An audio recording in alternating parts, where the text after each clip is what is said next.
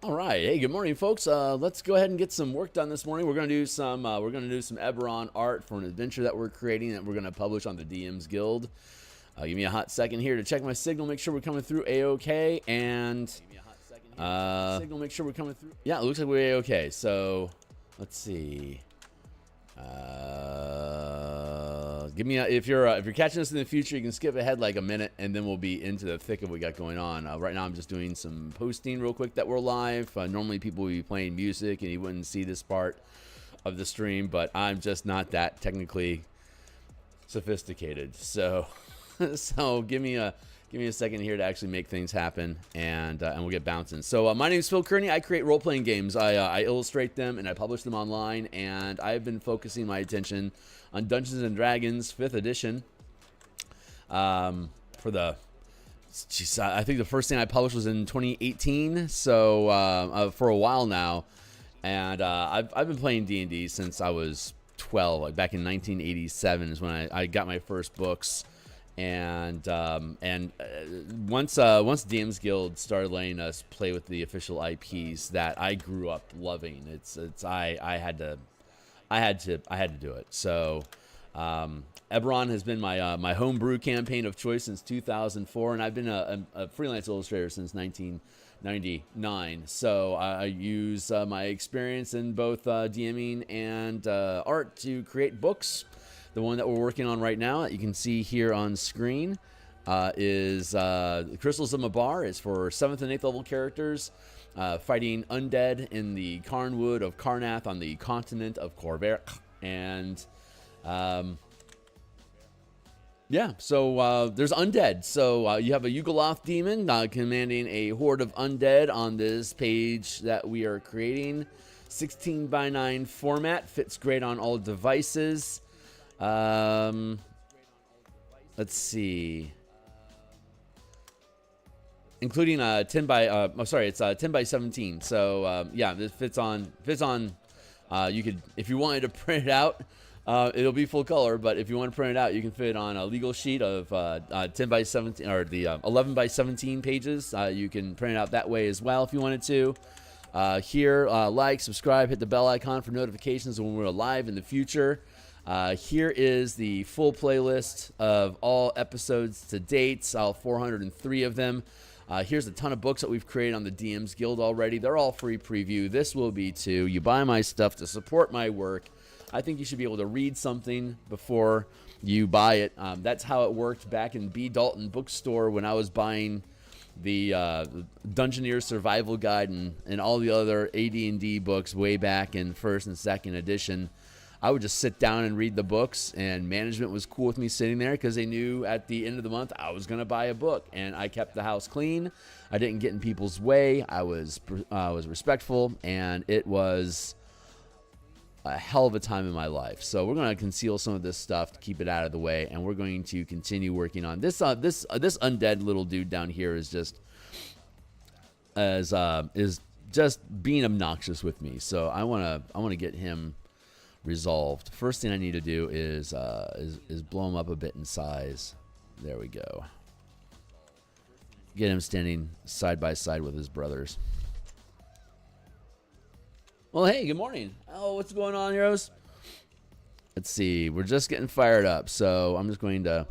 I'm always fiddling with the position of these guys to help optimize. I like that curve. It just feels good. So let's see. Yep, here we are. Bop, bop, bop, and then we'll blip, and we'll get back into it. So zoom in, and God's grace, we're going to get this one done today and knock out the next. So I'm looking forward to the next one, the ghast that we're looking at here. That guy's awesome. I'm going to end up using. We made a bunch of tokens for all the monsters that are in this adventure, but honestly, some of these guys I like so much, I want to just make them the default token. So, yeah, cheers to that. This has been a productive use of my time, I think. Oh man, I had some great movement in the layouts last night. I'm really liking how everything is folding together. It's gonna look really, really good when it's done. It's I'm really proud of this piece. So Every book is my best book. Whenever I'm working on the book, it becomes my best. How you doing this morning, heroes? Get that resolved in there. That feels good. This is a little too milky in here, so I got. Oh, that's right. We were going to work on the shield, and we're going to work on the rest of this. So let's jump over here and grab some Pac, and Pac it up. Extra layer, so I don't have any regrets.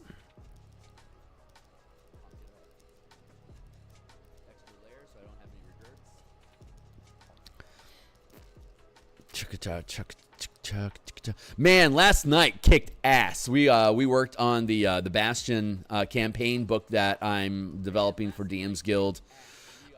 It's the Bastion system is the 5th edition solution to Dominion style of play, where your characters have a facility that, or like a guild, kingdom, business, organization, a fortress. However you want to describe it, it's a bastion is the terminology that they use, and we had been hunting around for solutions on how to express the unique features of each of the bastions, and just stumbled into it yesterday. It was a small scale design miracle, quite honestly, and it was just super freaking fun. I love that book so much. I love that style of play. I've been my current home team. I've been playing with them. They're coworkers. We play D&D at lunch once a week, so we have basically an hour a week to play D&D, and that has really evolved the way that I run games. I wouldn't say that. I'm the best DM out there. Who would ever claim such a thing? But I have been tested in the forge of necessity for 7 years now, of being able to run a team of 4 or 5 players on an hourly, just with only 1 hour to get stuff done. And we've figured out ways how to run games to just get stuff done, and it is awesome. So I am. We've basically we're going to be running a Kickstarter eventually. Soon. TM. We're going to run a Kickstarter on the Guild Delve system that I've been running as a D20 light game system that is incredibly improvisation. It's heavy improvised, like improv, improv gaming. It's very loose on rules. It's more about narrative and inspiration of like what's a cool, like, rule of cool isn't really a thing. It's what resources does your character have, and what creative ways can you depict you're using them to execute the different tasks that you want to perform.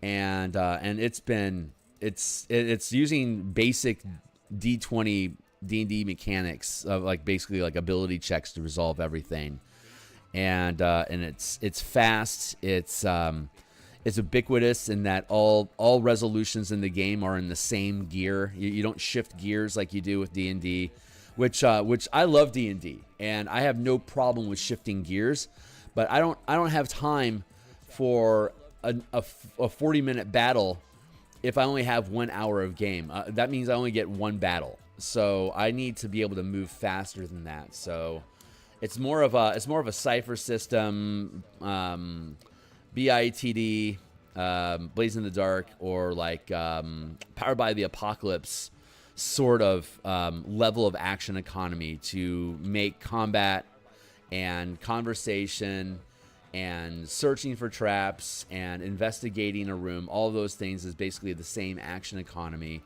so that you can just cycle through people quickly. What are you doing? Cool. Here's how it goes. What are you doing? Cool. Here's how it goes. What are you doing? Cool. Here's how it goes. So everyone's moving forward together, and turn, everyone gets their own turn.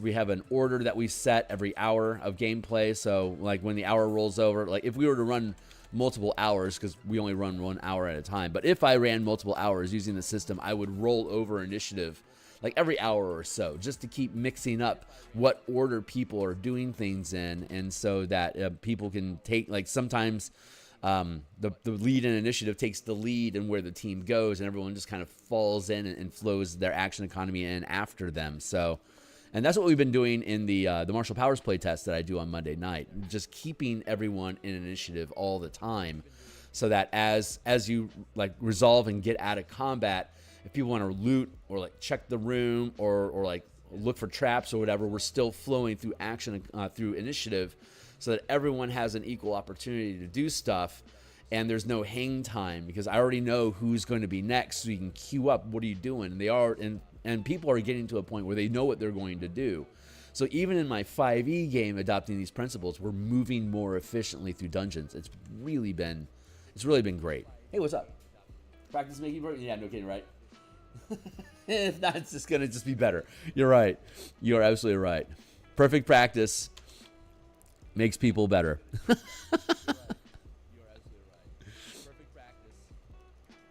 Oh, it's been a blast. It's been a blessing. So I am thrilled with where everything is leading me right now, and I'm just thankful for the opportunity to be a part of whatever it is that's going on here.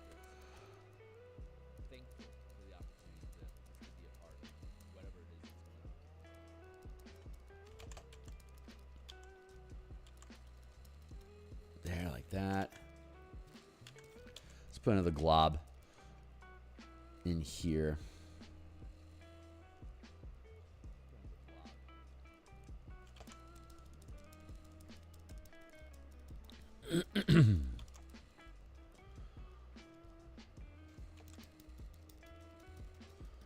Fatigue that a little bit. There.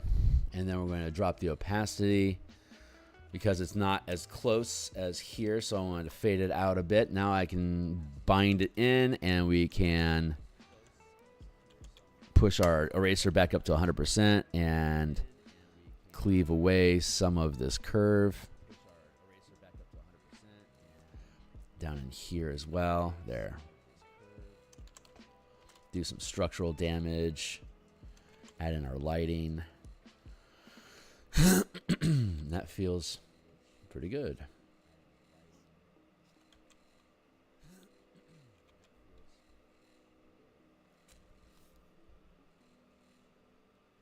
Yeah, I'm glad you're here too.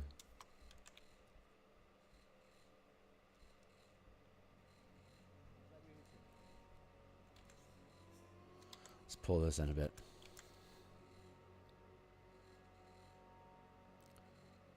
Yeah, not bad. Good shield. That feels good.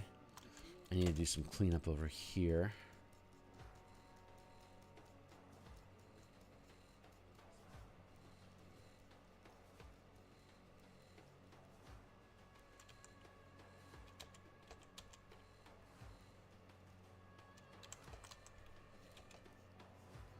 Like that. And then down here, like that.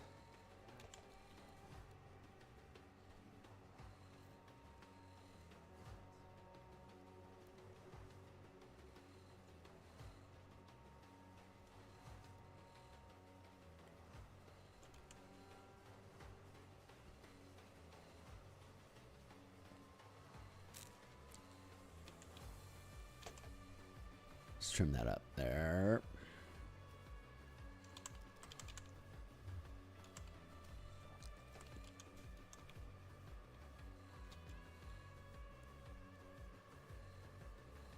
There, get that in. Burp, burp,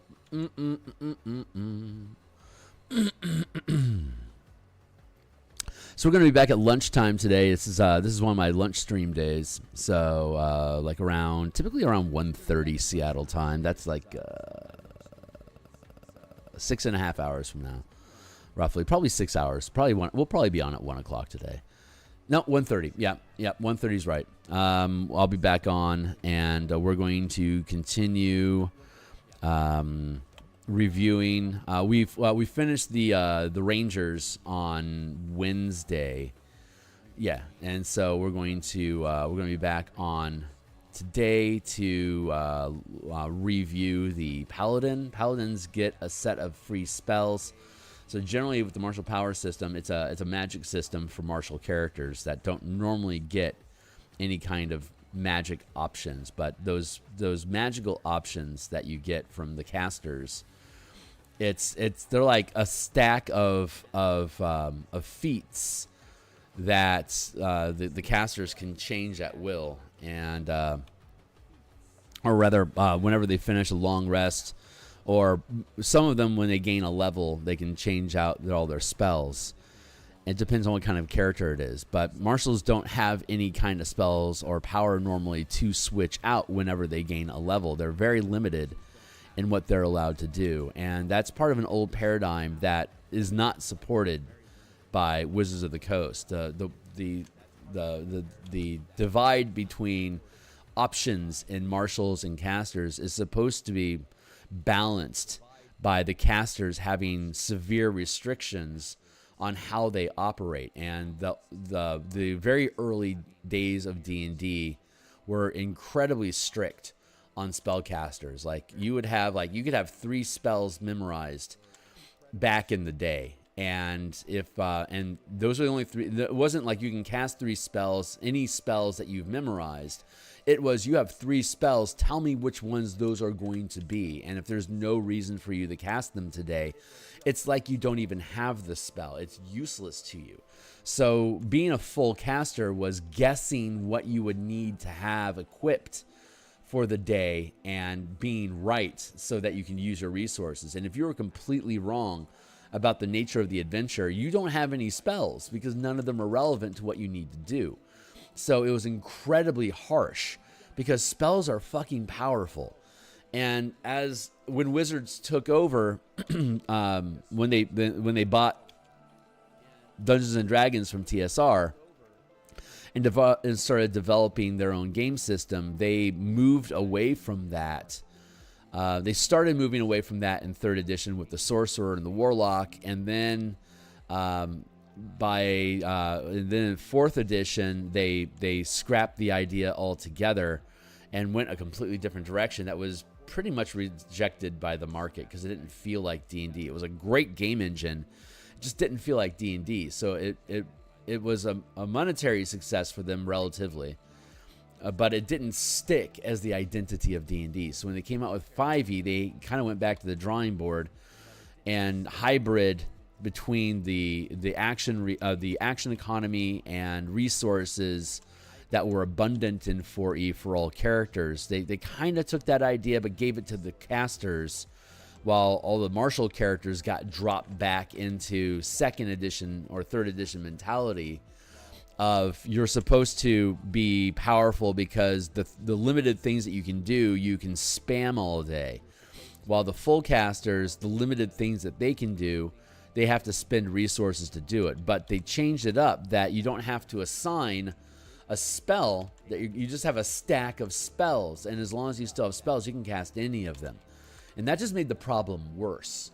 So there is a huge disparage now between martial characters and spellcasters, that the only way to rectify it is to either go back to the earlier editions, which I think the audience now would absolutely reject, unless they were interested in survival style like challenges. That's not the fantasy that Wizards has been selling in D&D for the past 20, 30 years. So that's not really a viable solution anymore. We have to continue moving forward, which means that martial characters need to have the same access to resources and options that casters do, because of that disparage that's been created by the results that they made of evolving casters without evolving martials. So we're implementing a system that gives martial characters the same breadth of options and stack of resources to implement those options with, to create a more balanced position between the martials and the spellcasters. And we've been working on it Oh boy, I think we're at 18 months right now on developing that system, and we're play testing it right now. This is our third play test that we're doing.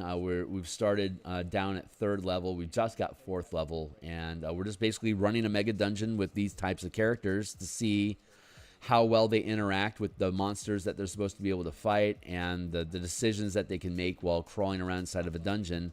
Does the mechanics that we built for the system complement and lean into that style of play? And so far, it's been a blast. So it's working the way I had intended it to, or I had hoped it would work. And now we're just refining. Because when you're introducing such a bold concept as to give martial characters as many resources as a caster has, give marshals the same amount of resources that casters have.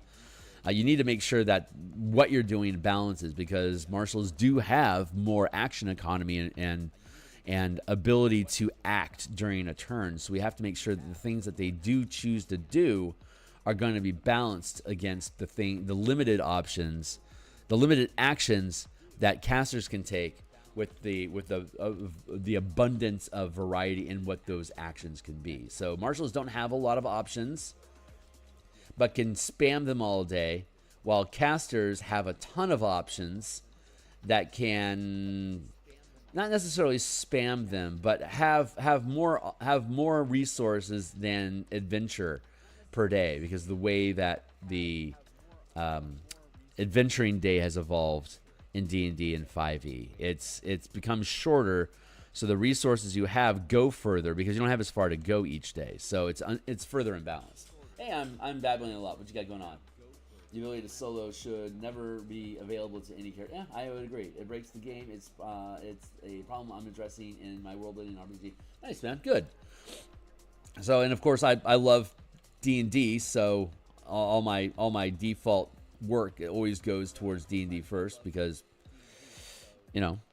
I'm fulfilling my 12-year-old dream of making content for this, even if it's not officially for the company. When I was 16 years old and I started getting into artwork, there was this thing called Dragon and Dungeon magazine.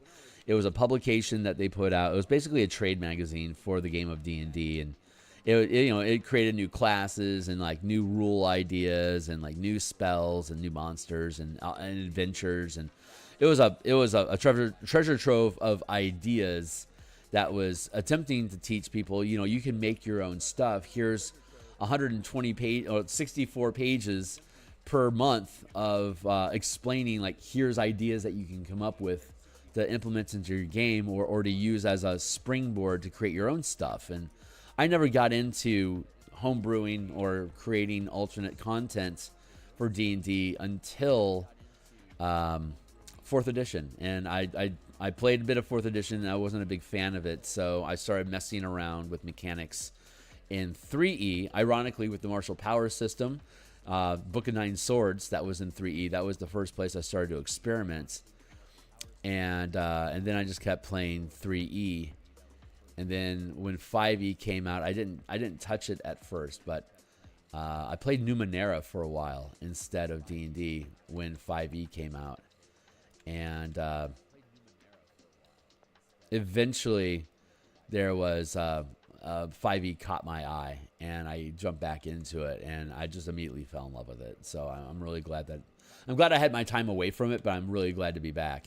And that time away allowed me the opportunity to really see different ways of like the cipher system that Monty Cook created. Monty Cook used to build for Dungeons and Dragons 3e, and then when it went to 4e, he left and started doing his own thing, Monty Cook Games, and Tolus, and then Cipher, the Numenera system, which evolved into the Cipher system. And I ran the Eberron campaign setting in Cipher system for I'd say probably about a year. And it was hella fun. A Cipher system with Eberron is crazy delicious. Super great system to complement the style of what Eberron is for anyone that's out there exploring different game systems. Cipher's a good one to play, but my team didn't like it because the goal of the Cypher system is to not roll dice. And like if your character is skilled enough at a task, you just automatically succeed. So most of the game is about proving your character is so good at the task at hand that you don't have to roll dice for it. So you can avoid the dice and automatically succeed the task. So like there's mechanics about like the characters can actively screw themselves over to succeed this task, but create another complication that they have to resolve someplace else. And the DM can like allow them to hand wave a task, but then introduces additional introduces complications, which is a term you'd recognize from the Bastion system that we were working on yesterday. So I gained a lot of skill in the time that I spent playing Bastion, playing Cypher. And it's a good system, but because the game is designed like absolute victory is not rolling dice at all and just making it narrative. And my team summarily rejected it. They love rolling dice. So once they started realizing that the best way to play that game is to not roll dice at all, they're like, we don't feel like we're playing a game.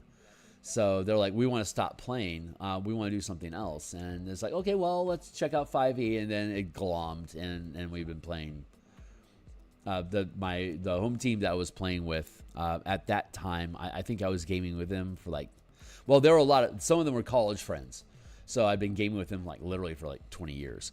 But some were also new players, and that group stayed together for about 6 years. And then that group fell apart just because groups fall apart. And that's when I adopted my coworkers to be an in-person game, because I'd been using that on Roll20. It had been literally years since I had gamed in person. So my coworkers had heard of D&D, and they found out that I run the game, and they were interested and wanted to play. So I ran them through a 20-level adventure. It took us 6 years to complete it 1 hour at a time. And they're still my gamers. They didn't fire me, so I did something right. I feel like I need to... I'm liking how this guy's looking. I think I'm going to finish the sword and then revisit the leg and then probably be done with it. But I need to... This neck is bugging me, so I want to cut that out and lean it forward.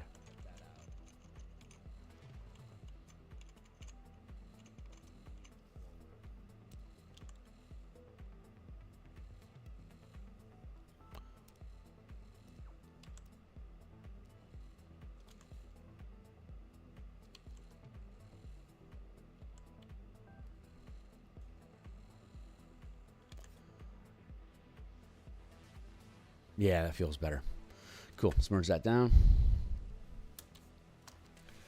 The Cypher system is what exactly? A set of rules for campaigns. Cypher system is a different role-playing game. So it was created by Monty Cook, who was involved in 3rd edition. It's a D20 variant game where the characters your characters have like strength and dexterity and intelligence, and those are hit points as well as ability scores. So when you use each character has magical powers and stuff like that. And when you use one of those powers, you erode. Like if it's a physical task, you erode your strength. If it's a mental task, you erode your intelligence. But when you take damage from threats, it also erodes your ability points. So both your hit points is also your resource pool for like casting spells and stuff. And the way that it works is that threats are scaled from 1 to 10, and so multiply the threat by 3. That equals the target number that you have to roll to succeed at the task. But the more proficient your character is in a skill, instead of giving you bonuses to the die to hit the target number that was assigned, instead the more skilled your character is at a task, the lower the difficulty becomes. So your die roll doesn't have a bunch of bonuses that are stacked on it. The difficulty to hit that number drops. So like if your strength is 18, you get a +4 to the die roll. But like at a 3rd level of proficiency, it's not like an extra +4 or something to the die roll. It's that difficulty 21 just dropped to 12. And I have a d20 +4 to try to hit what is now a 12. And if your character is so skilled that you can drop the difficulty to 0, you automatically succeed the check. And you don't have to roll at all. It's just my character's so good at this, I pass. So the goal of the game is to eliminate the difficulty of rolling. And the team didn't like that. Our team liked having the numbers go up. Going up felt more intuitive to them. They were all 3E gamers. So big number good, and that's not. There's a lot of role-playing games that don't operate underneath that premise. But Cypher System is a technical game that leans into the narrative style of play. Like the core of the mechanics is very much in that sense. So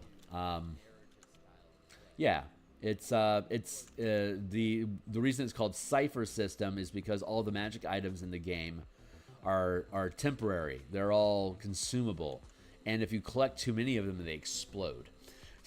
So the world of Numenera, where Cypher System came from, is like 30,000 years in the future, or potentially 3 million years in the future. We don't know how far, but there's been probably millions is more accurate, because there's been different forms of life that have ruled the planet since humanity's reign. Since the dinosaurs was like wave 1, humanity was wave 2, and then there's like another 3 waves of sentient species that controlled the planet over the eons. And while your characters are depicted as human in the current game, it's so far removed from what we know as the modern world that you're probably not actually human. We're just expressing you as human so you have something to relate to. The characters could actually be like jellyfish or something. It's narratively human, so that we understand how to interact with reality. But we could be those creatures could actually be flying squids or something. We don't really know. And so there's so much technology that has somehow survived these eons that are beyond the comprehension of the current creatures that control the world. Your player characters, that they're basically magic. But they have different types of radiation and different power sources, and none of them play well together. So they tend to explode. If you group up too many of them for too long, they start to resonate with each other and then just kind of melt down and cause damage to everything around them. So when you get a magic item, you want to use it and lose it so it doesn't accumulate and destroy you. It's a neat system, and it's really great to be able to just pepper the team constantly with just junk and gear. But my team are also hoarders, and they never got away from hoarding. They could never stop hoarding. So like, the Cypher System stuff is cool, but we have like 30 magic items, and they're gonna blow up soon. We would just rather, so they would just bundle them all up in bags and throw them at something, intentionally making them blow up to destroy a threat. So like, they just accumulated bombs. And then because we have so much stuff, we're never going to use it. Let's just, if it's going to detonate, let's make it detonate when it's useful to us. And that's how they ran the game. They're like, we're not digging the hit points or our stats. We're not digging. The goal is to remove the challenge of rolling the dice. Lower is not better to us, the game, a lot. And the idea of not having hard rules about what magic items are is also something that resonates with me a lot. But having a style where, like, you know what you need to do and it's not going to change, you building consistency into your character's action loops is the style of game that's kind of related to D&D the most. You know, my team likes that, so I wanted to incorporate that into the Delve game that I'm making, and so far that's been really good. This all feels really, this hip is really pissing me off. Hold on. Luckily, I don't have to worry about it. Let's get up into here and shred this a little bit. And then we'll be able to move on to the next piece here in just a few minutes. Once I get the sword taken care of, I think I'm done with this guy. Yeah, that knee's looking nice and knobby. Let's grab some of that light and bring it down here. What's up? Yeah.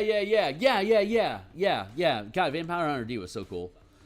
The second one, I liked the second movie way better than the first one. But the first VD was pretty cool. That was in that like Devilman era of like 80s anime where you didn't like, one of the problems with anime in general is how soft all of its magic systems are. Like there's no rules. It's like, and now he can fly. It's like he never flew before. There's like no rules, and the characters are always cracking out some sort of new ability that you didn't know that they have, and it's supposed to be cool, but it just feels like cops and robbers. You know how kids are like make believe, how they'll just like spontaneously try to change the rules of the game that they're playing so that they enjoy it more, or rather so that they don't feel like they're at a disadvantage, which is often the case with kids. Them trying to change the rules so that they feel empowered instead of like being at the short end of whatever stick was created in the game. Constantly trying to change the rules. That's what anime feels like. That they're trying to change the rules of the characters so that they can do what they think is cool in the moment without thinking about the world consistency and like how does that. If there are no rules, there's no victory, right? If you can just change how to win, are you really winning?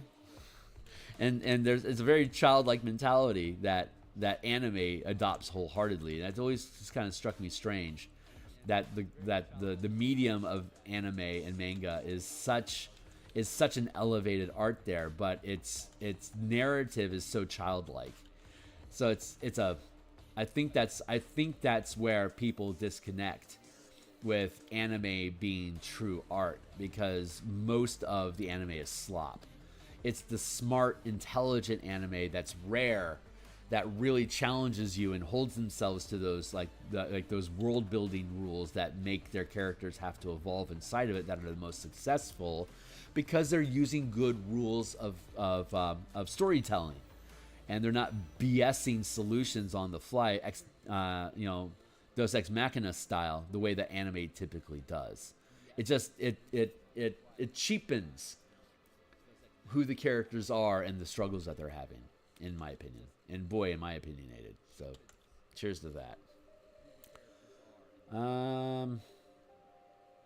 Yeah, that's feeling pretty good. I need to fix the hand.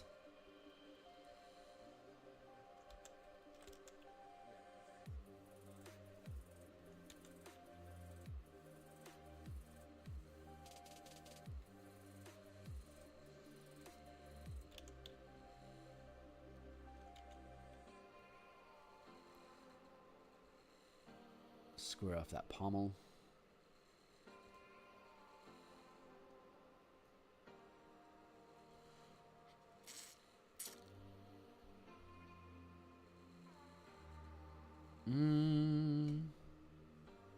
Yeah, it's good.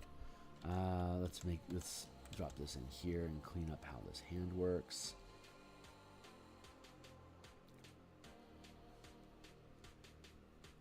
Vortex, what's up?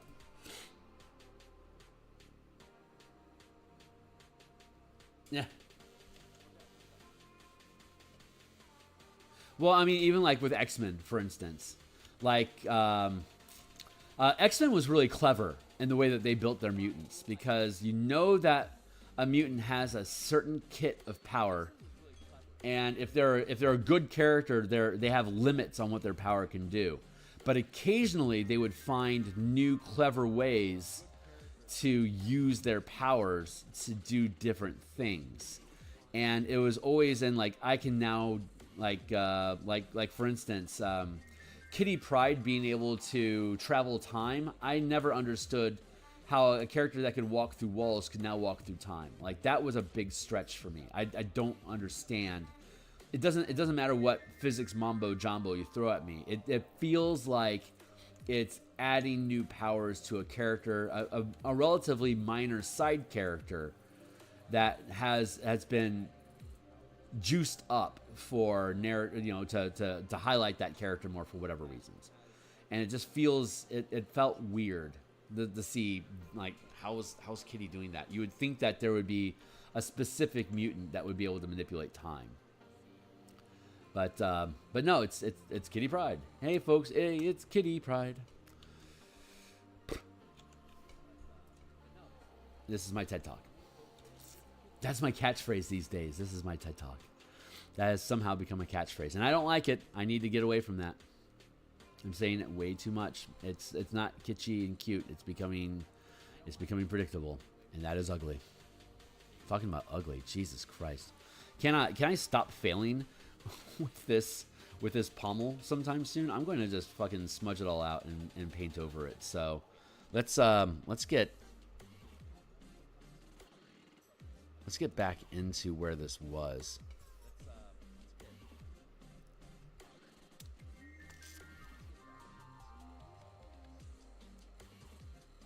There, let's grab that.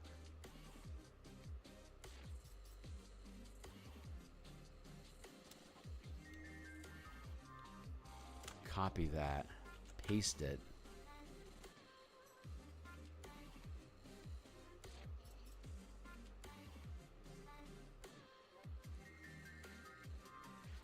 There.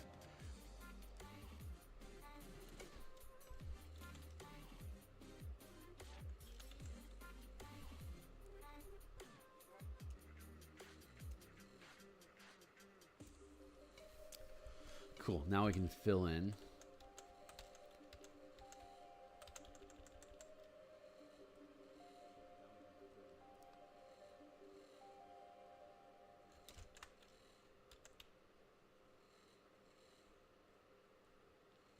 There. That feels better. We can back that down a little bit. Clean that up a smidge. Push that in. Break that.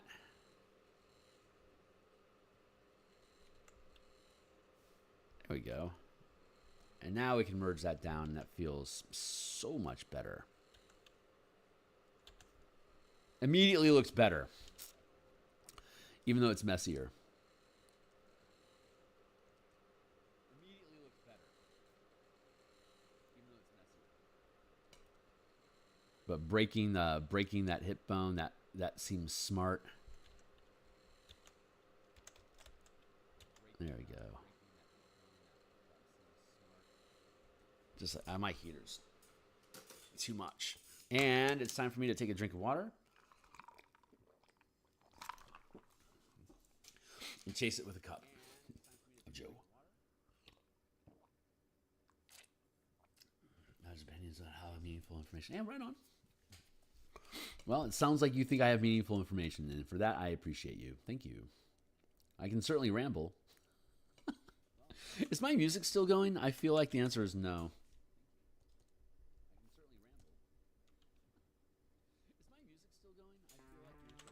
I don't know why Epidemic isn't just automatically playing anymore. It's stopped doing that. So I'm thinking about switching to Spotify.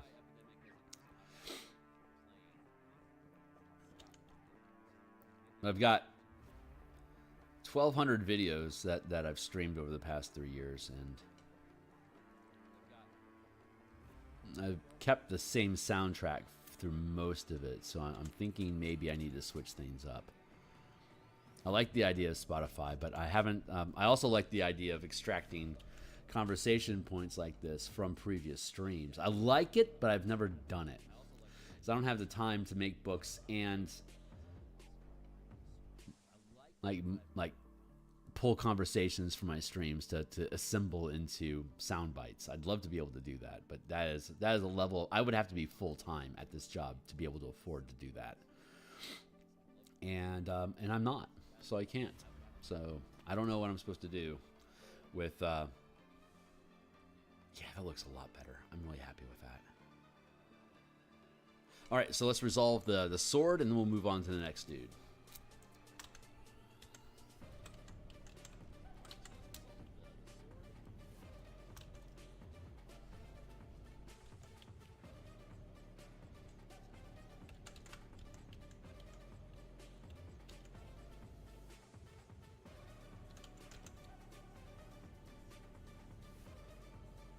do like that.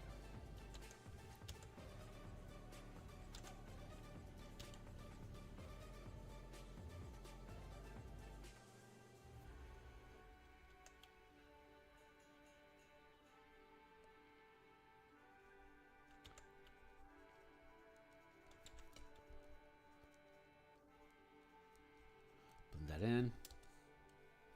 Yeah, really do.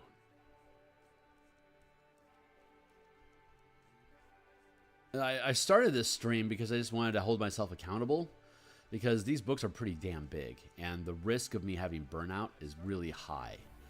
And being a writer, and you know this, being a writer is a lonely task. You're not engaging or interacting with people. Even people on stage aren't really interacting with people. Even comedians are barely, unless they embrace heckling. Comedians only kind of embrace or interact with their audience. They're telling them things, right? A performance is showing you something. You're not actually interacting with the audience. So art unto itself, by its very nature, is a lonely experience. And so the more I lean into artwork and making books and writing, the lonelier I get. So it's I think it's really important for like game designers to have an active game, so that you can fight the A's, so you know that what you're making works. That's like playtesting is critical. But beyond that, just having a peer group to interact with, even if you're leading it, it's important to protect you from that loneliness that can set in. And so I was experiencing that a lot. And so I decided, well, if I stream, I can at least yammer at people, and people will show up and give me things to bounce off of and play around with. But also beyond that is because the size of these books are so huge, burnout is a huge risk. So I can't afford to be like, I don't want to do artwork today, because I don't even know how much art I'm actually going to need for this book yet. Like, a lot. There's like, I think 15 different illustrations that we need to finish, which is fine. I mean, it's like the Spelljammer book that I have down below had like 60 illustrations in it. The Color Manus Core Mechanics book that I made, I think it had like 45 illustrations in it. Huge projects.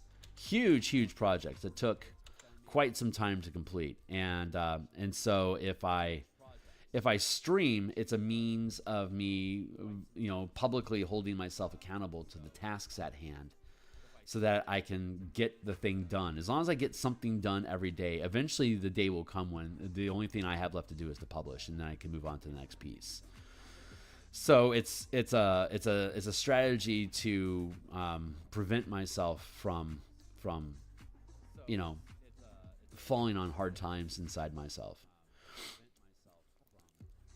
And so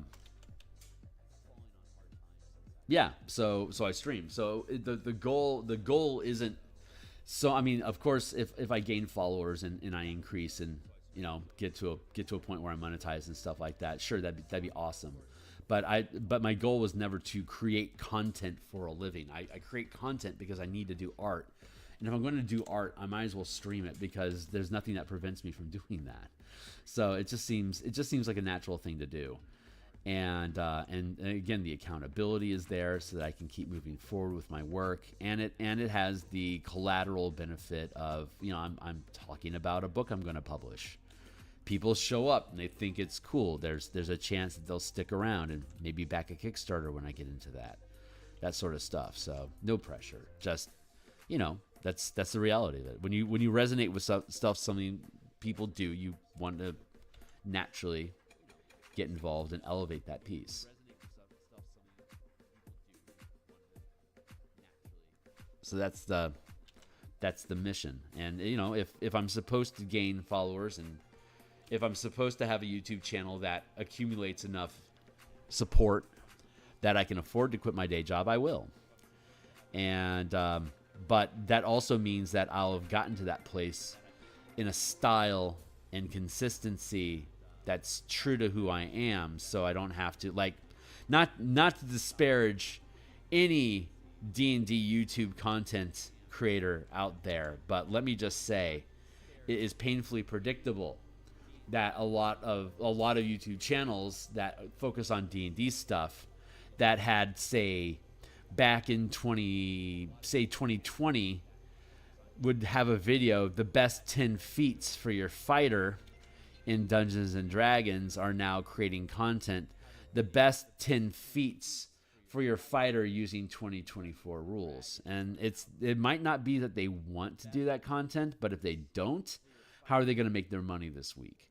So I don't want my YouTube channel to be something that I have to rely on for my income. I don't mind having a day job if it means I can pay my mortgage, you know?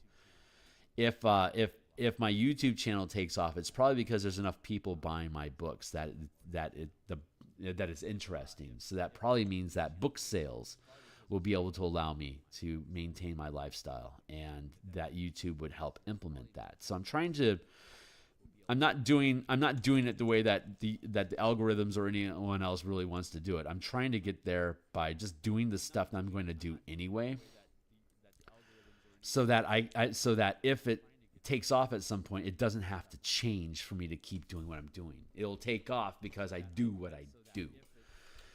So it's not the easy path. It's certainly not quick, and you know, I mean, it's been 3 years and I've got 500 some odd subscribers. So I mean, obviously I'm not sprinting this thing.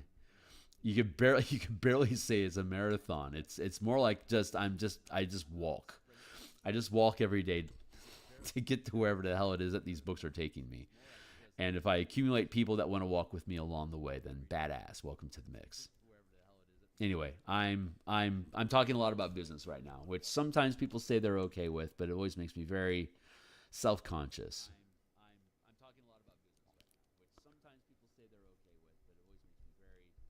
But I mean, those are the nuts and bolts of it. If I ever do get big, then people are going to ask, you know, how did you make it? Well, this is how I'm making it, by just doing the same shit that I do every day. And I'm convinced that it like a broken clock, you know, it gets the time right at least twice a day. I'm convinced that the algorithms will eventually turn so that this style of YouTube will be the optimal way to earn followers, and it will be the optimal choice for the algorithms to select things. So I don't think I have to change. I don't think I have to change the way that I act and the content I produce to match the trends of the algorithm. I think the algorithm will eventually agree for a while that this is the right way to run a YouTube channel, and it will promote people that do it. So that might not be for another 8 years, and it might only be for 6 months. But for that 6-month period of time, 8 years from now, my channel is going to be banging. And I won't care if it comes and then it goes, because it was never there in the first place. And if only by whims of the algorithm do they arrive, then those that stay are the ones that I would have eventually found anyway. So that is me pontificating on my hopes. It's obvious copium. You can smell it, right?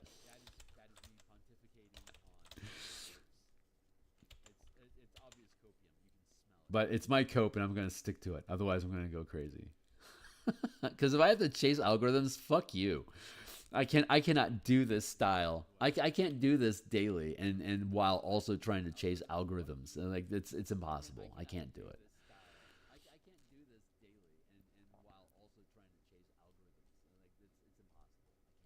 But I have a day job, and I have to get to it in about 20 minutes.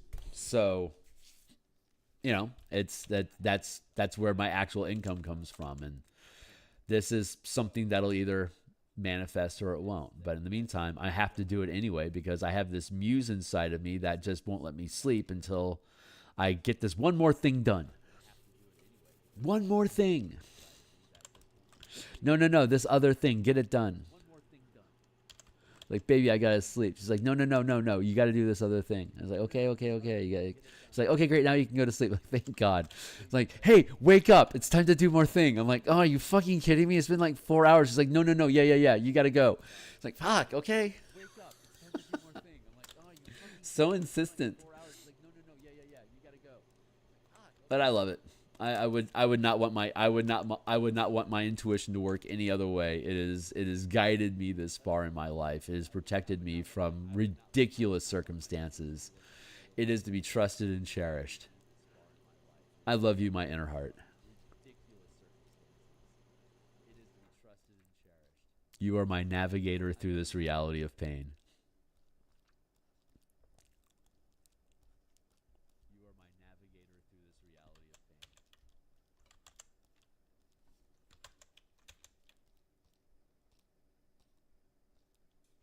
And my music stopped again. See that? It's just, it's stopping. There used to be, I have it.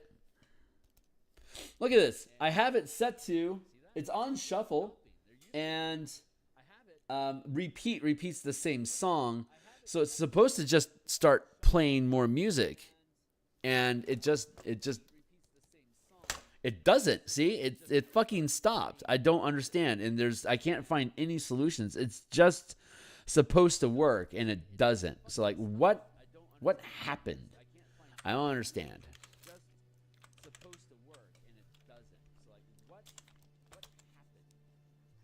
Anyway, so let's fill in this pommel.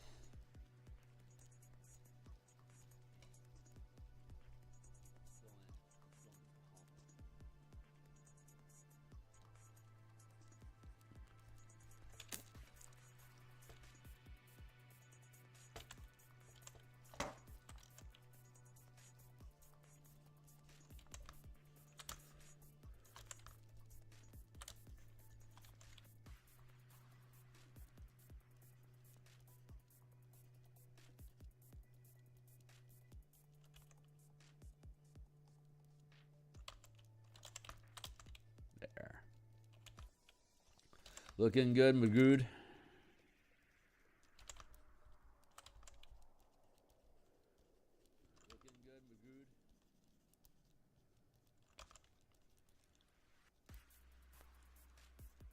Yeah, like that. And then we're going to add a new layer so I don't mess it up, but I want to drop in some of this.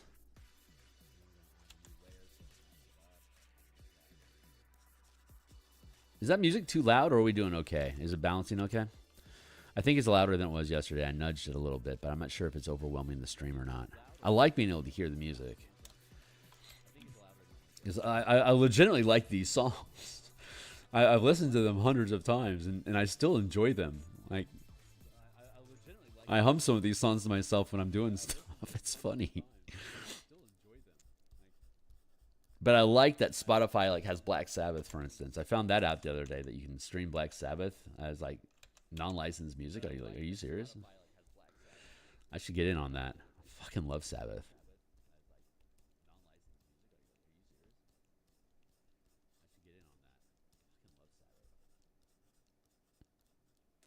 There. That feels pretty good as a sword. So I'm going to leave that be there. Let's go up here and grab these highlights again real quick so that we can add some of that coloration onto the bone here. Oh, God, that feels good.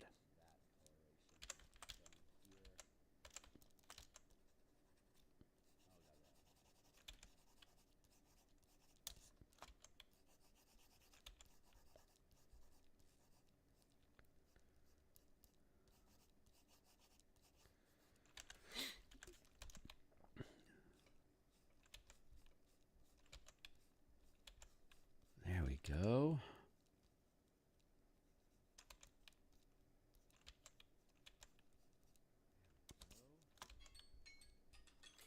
All right, that is our 20-minute timer. We are 20 minutes till lunch, till work, and then I'll be back at lunchtime to continue working on paladins for martial powers. We're 4th level characters now, so our mega dungeon playtest on Monday will be a new level of power and confidence. Sorry, confidence and power. Got to get the quote right, Kearney. Can't you see I'm not easily bothered by persistence?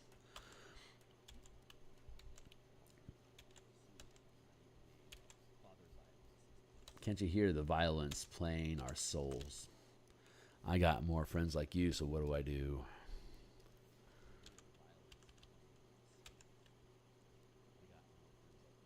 Well, I am where I've been, what I take, but no. Pantera is the bomb. I have not listened to enough Pantera lately. I am looking forward to the layouts being done, because normally when I'm not working on layouts off screen, I'm working on artwork. This piece is taking longer on stream than it should, because I don't have the bandwidth in the evening to work on art as I should. But like in the Spelljammer, like if you checked out the Spelljammer production stream, I would start a piece and then I would come back the next day and like it'd be halfway done, because all my downtime off screen was spent also doing artwork. But currently I have to do layouts, because the layouts for this book isn't done. So I have to keep moving forward with the layouts, so that as I finish pieces, I still have new pages done that can also be worked on, and then yada yada yada yada yada. But I think I'm going to call this one done, because just the energy feels like it should be done. So we're going to put a stamp on that one.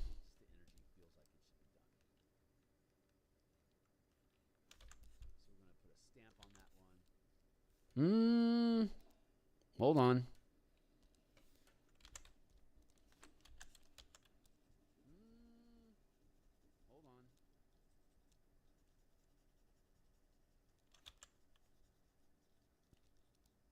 There, like that. I want to add in a little bit more color here.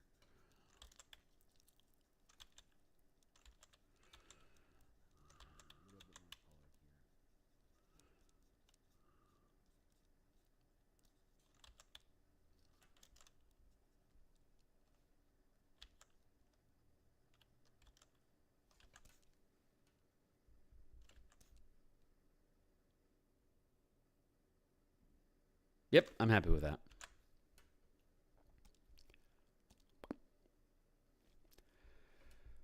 Next.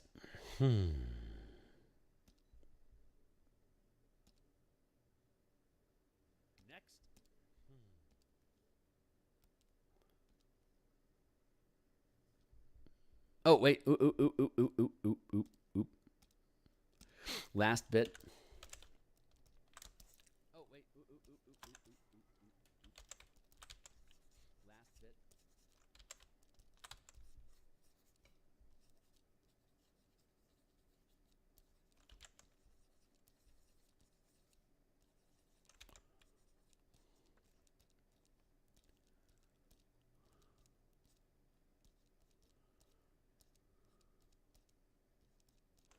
There.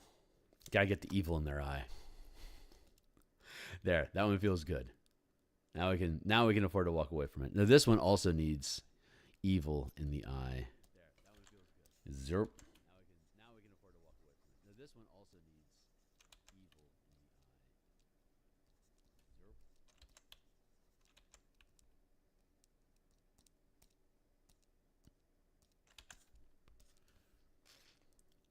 That way you know they're looking at you.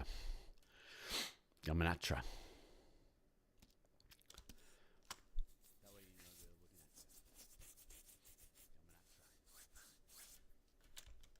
And how does that smoke flow? Pretty good.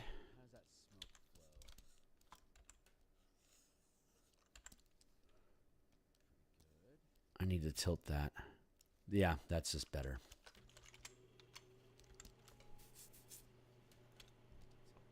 Tie that in.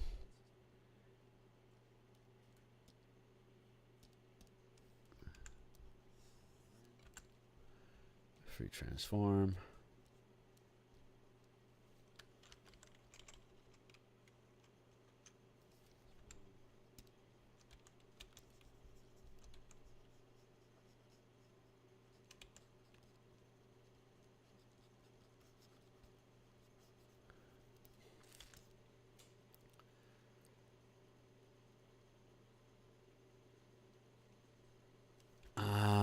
I feel like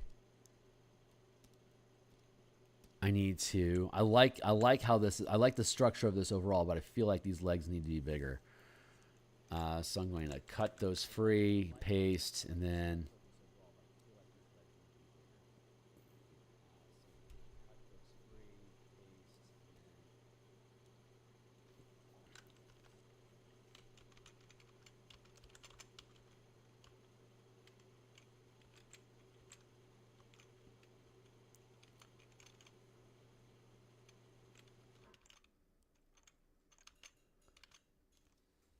Yeah, that feels good. So I'm going to leave that there, and then we'll bloop, drop this back in here and fill all this. I'm going to switch to my chisel, my guitar pick. Fill all that in here. Key division. Yeah, no kidding, right? Thanks.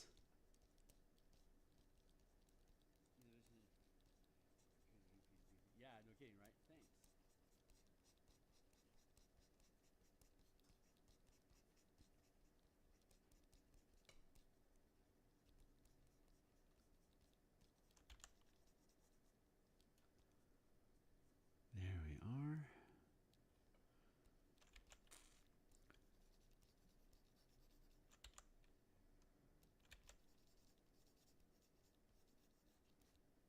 Good. All right, I'm gonna shift my.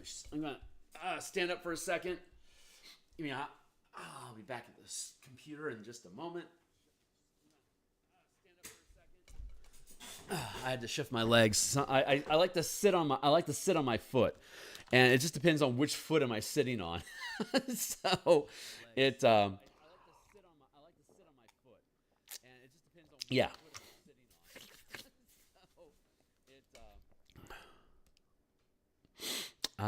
Let's see. Let's go with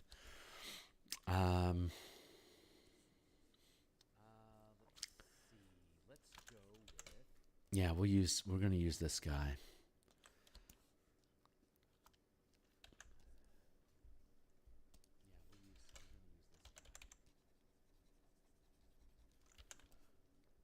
Here, that's a good highlight. Let's drop that in here like that.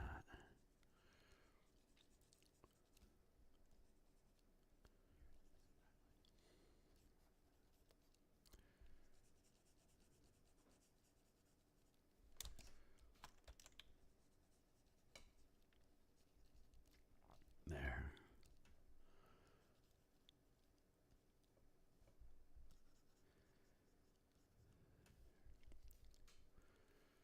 And put a little bit of back here.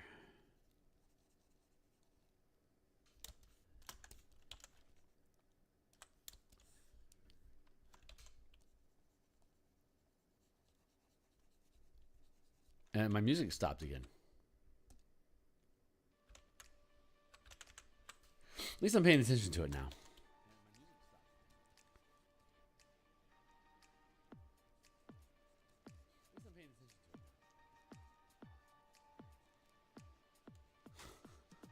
Such a goofy dude.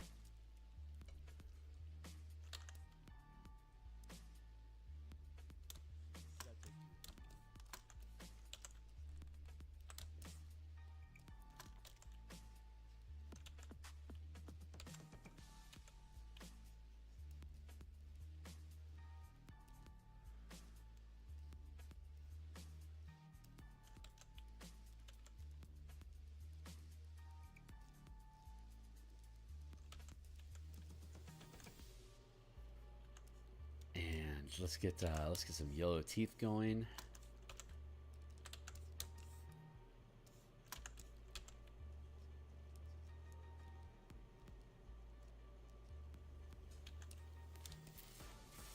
And let's get some of this bone color going inside here. Down here like that.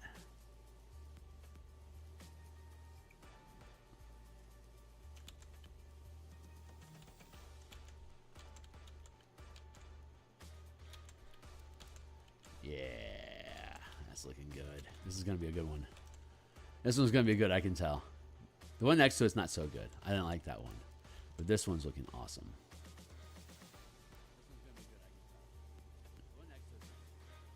You are not my favorite, but no, you're close to my favorite. Yeah. I think the first one and this one are my two favorite ones. Just because I like the expression on this one.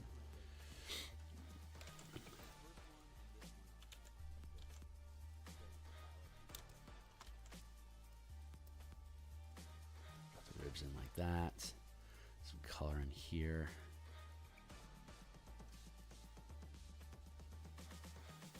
Nice. Nice, nice, nice, nice.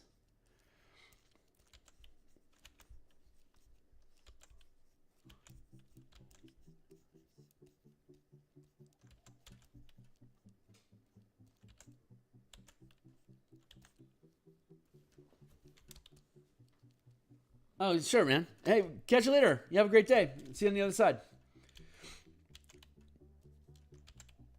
Oops, I have to save because my computer's locked up. I'm probably going to have to reopen the file. Oh, boy. I do not like how that's looking. I think I'm having a glitch.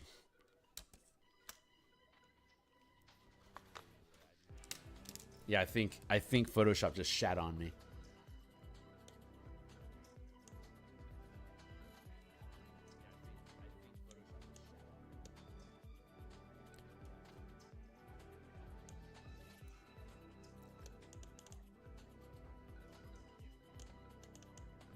Oof. Yeah, I think this is going to end up being a recovery file thing. Crap. Yeah, okay. Let's see what happens. Am I still live? Yeah, okay.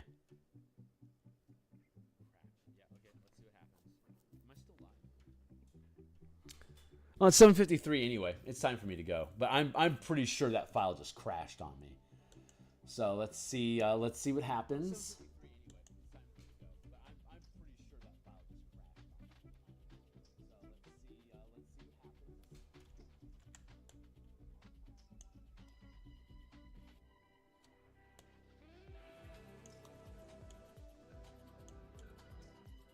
No, it looks like it survived. Thank God. All right. Well, hey, we're out of time anyway, so it's time for me to bounce. I'm going to be back in about it's 8 o'clock here now, so it's going to be about 5.5 hours. I'll be back on for about 90 minutes, and we'll work on the Paladin, see where that takes us.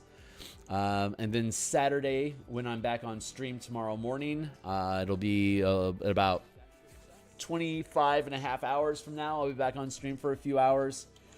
And God, this is looking great. I am so happy with this. Bump, bump, bump, bump.